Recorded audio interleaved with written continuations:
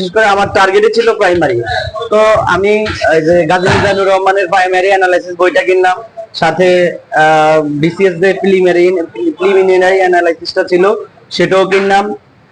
বাংলা বই কিনলাম, আপনাকে বললাম তো অগ্রদূত, আর ইংরেজি মাস্টার্স এর বই কিনলাম, খায়রুল ম্যাথ কিনলাম। তো এগুলা কেনার পরে আমি অধ্যায়ভিত্তিক পড়াশোনা শুরু করলাম। যে এবং আগে আমি কি করলাম, প্রথম থেকে আপনার ওই সময় 41তম বিসিএস, 41 না 40তম বিসিএস পর্যন্ত আমি আগে কমপ্লিট করলাম ব্যাখ্যা সহকারে জব সলিউশনে। অন্যান্য মন্ত্রণালয়ের যে পরীক্ষাগুলো ছিল রিসেন্টলি বা প্রিভিয়াস ইয়ারের ওগুলো শেষ করলাম।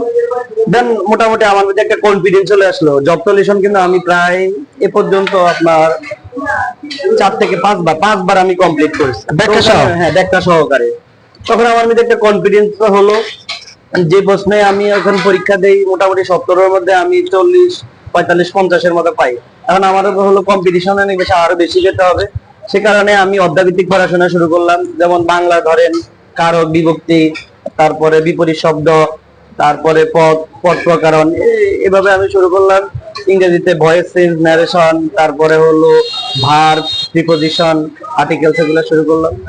গণিতে যথারীতি আমি যেহেতু বিজ্ঞান বিষয়ে পড়াশোনা করছি, আমার সায়েন্স ছিল, এসএসসি ইন্টারও সায়েন্স ছিল, এবং আপনার অনার্সে গিয়ে আমি ফিজিক্সে অনার্স করেছি, মাস্টার্সে ফিজিক্সে করেছি।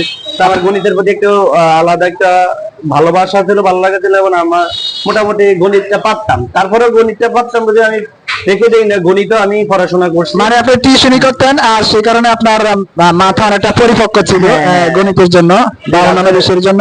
রাসেল ইব্রাহিম খুবই চমৎকার একটা কথা বলছে, যে আমার আমি টিউশনি করতাম, তো এই কারণে আমার ওই ম্যাথ গুলা খুবই ইজিলি করতে পারতাম। হ্যাঁ, কত ঘন্টা পড়তাম দৈনিক আমি সকাল থেকে স্টার্ট করি বলি। সকাল 7টা থেকে 10টা পর্যন্ত এক টাইম পড়তাম। দুপুরে আমি 1 থেকে 1.5 ঘন্টা পড়তাম। তারপরে আবার যথারীতি নামাজের সময় নামাজের বিরতি, খাওয়ার সময় খাওয়ার বিরতি দিয়ে 7টা থেকে 8টা, 7:30, 8টার দিকে বসতাম। দেন একদম আমি 12টা, 1টা, 2টা, 3টা এমন হয়েছে আমার ফজরের নামাজ পড়ে আমি ঘুমাইছি। ঠিক আছে, এইভাবে আমি প্রস্তুতি নিয়েছিলাম। মানে প্রাইমারিতে বছরে এটা সফলতা পেয়েছি।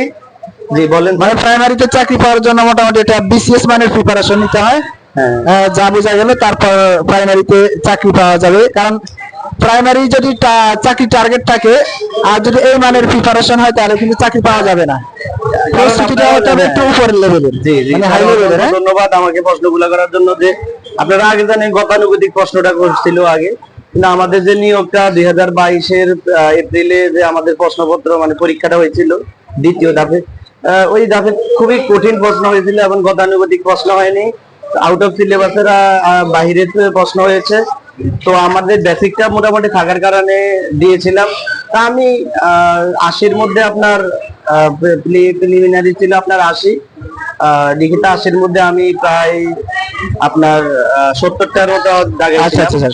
কিন্তু আর 10টা দাগাইনি, কারণ আমি কনফিউজ ছিলাম। 70টার মধ্যে আমার ভুল গিয়ে আমার 59-60টার মতো হবে। তখন আমি ভাবছিলাম আগের তো অনেক বেশি নাম্বার পেয়ে অনেকে চান্স পেতো না বা টিকতো না। তো এই ধাপে প্রশ্নপত্র অনেক কঠিন হওয়ার ফলে আর সংখ্যাটা বেশি ছিল, সংখ্যাটা বেশি ছিল, যাক আমি রিটেনে উত্তীর্ণ হই আলহামদুলিল্লাহ। তো স্যার আলহামদুলিল্লাহ, আমার একটা ধাপ অতিক্রম করতে পেরে আমি আল্লাহর কাছে শুকরিয়া আদায় করছিলাম।